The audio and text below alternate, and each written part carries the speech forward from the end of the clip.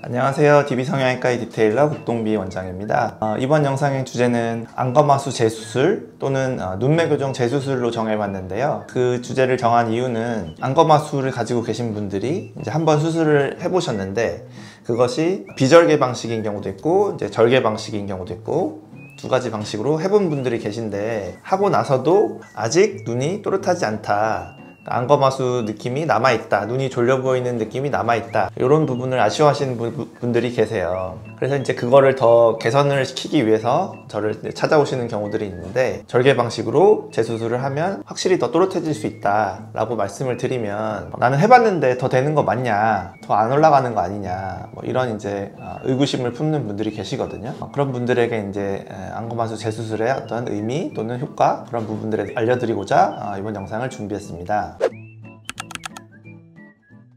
그래서 아까도 말씀드렸지만 첫 수술을 비절개로 했을 경우와 절개로 했을 경우로 나눠서 얘기해 볼 수가 있는데, 먼저 비절개 눈매 교정을 하셨던 분들은 재수술을 하는 데 있어서 큰 의미는 없어요. 왜냐하면 비절개 눈매 교정이라는 것은 효과가 있기는 하지만 비절개 방식이기 때문에 실이 느슨해지기도 하고 그 효과가 약간 떨어지는 경우가 많거든요. 눈 뜨는 근육을 직접 열어서 조작한 게 아니라 간접적으로 조인 거기 때문에 실은 느슨해지게 마련이에요. 그것을 절개 방식으로 눈매 교정을 재수술을 해주면 전혀 다른 효과를 낼 수 있는 게 맞고요. 그 다음에 이제 절개 눈매 교정을 했는데도 별로 눈이 또렷해지지 않으신 경우들도 있죠. 그런 경우를 이제 결론적으로 제가 재수술로 열어서 이제 해보면 100명 중에 한 98명, 99명은 눈매 교정이 더 잘 돼요. 더 올라간다는 얘기죠. 그 이유는 재수술을 하기 위해서 눈을 이렇게 쌍꺼풀 쪽으로 열어보면 눈매 교정이 제대로 안 돼 있는 경우가 일단 많아요. 그건 왜 그러냐면 쌍꺼풀 수술만 하게 돼도 눈이 커지는 그런 케이스들이 있거든요.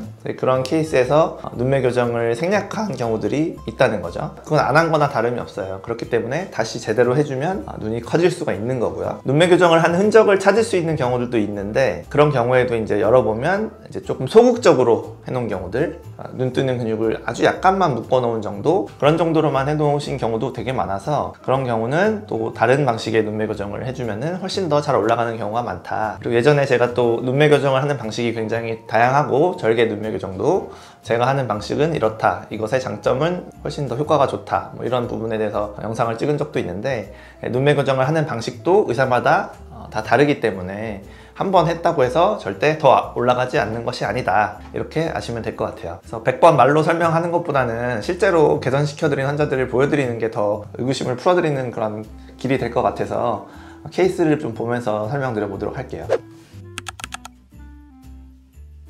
첫 번째 케이스 보시면은 이제 비절개 눈매 교정을 했었는데 잘 안 됐지만 이렇게 절개 재수술로 눈매 교정을 하게 되면 확실히 또렷해지는 효과가 난다는 걸 보여주는 이제 케이스가 되겠고요. 자세한 설명은 하지 않을게요. 눈이 얼마나 또렷해졌는지 그 부분을 보시면 돼요. 두 번째 케이스도 비절개 눈매 교정 했었는데 효과가 거의 없고 여전히 졸려 보여서 절개 눈매 교정으로 눈을 확 또렷하게 해드린 그런 케이스가 되겠고요. 이런 케이스들을 보면은 첫 수술로 비절개를 선택했으면 안 된다는 말밖에 안 돼요. 비절개로는 이 정도 효과밖에 낼 수가 없거든요. 그래서 쌍꺼풀이 있건 없건 눈 뜨는 힘이 많이 약하면 쌍꺼풀 수술이 첫 수술이라고 해도 과감하게 절개 방식을 선택해 주어야만 좋은 결과를 내지, 비절개 방식으로 쌍꺼풀을 적당히 만들고 비절개 눈매 교정을 어떻게 해보려는 시도는 결국 재수술로 이어지게 되어 있거든요. 그래서 수술 방법 자체가 잘못됐다, 처음부터 절개를 했어야 되는 케이스다 라고 보시면 되겠고요. 세 번째 케이스도 쌍꺼풀은 잘 유지되고 있지만 눈이 졸려 보이는 문제가 남아있죠. 라인도 키우셨지만 눈도 또렷해지는 절개 눈매 교정 재수술, 안검하수 재수술을 통해서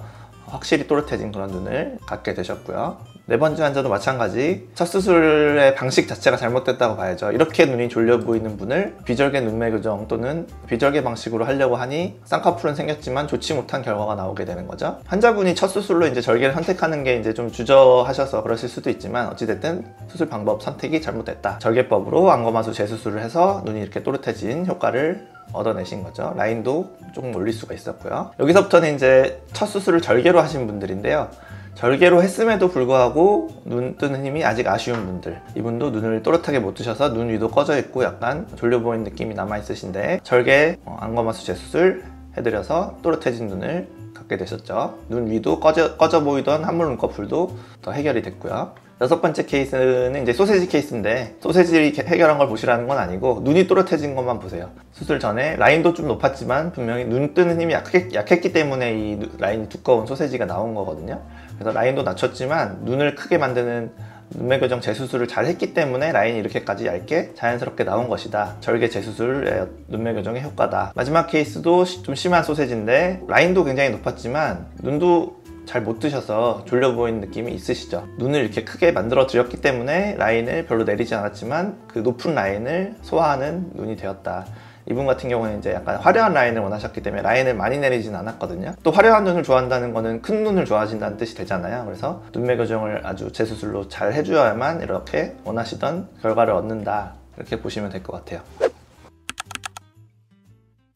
그래서 제가 안검하수 재수술 또는 눈매 교정 재수술을 통해서 효과를 내드린 분들을 이제 보여드렸는데요. 안검하수 수술을 한번 하셨는데 만족스럽지 못한 결과를 얻으신 분들, 한번 해봤는데 더 하는 게 무슨 의미가 있느냐 이렇게 생각하실 일이 아니고, 안검하수 교정에는 굉장히 다양한 방식이 있고 스킬이 의사마다 굉장히 다르다. 안검하수 재수술에 굉장히 자신이 있고 눈매 교정에 굉장히 전문성을 가지고 있는 의사를 찾아가셔서 재수술을 받으셔야만 원하시던 그런 또렷한 눈이 될 수 있다, 이렇게 보시면 될 것 같습니다. 지금까지 DB성형외과 국동비 원장이었습니다. 감사합니다.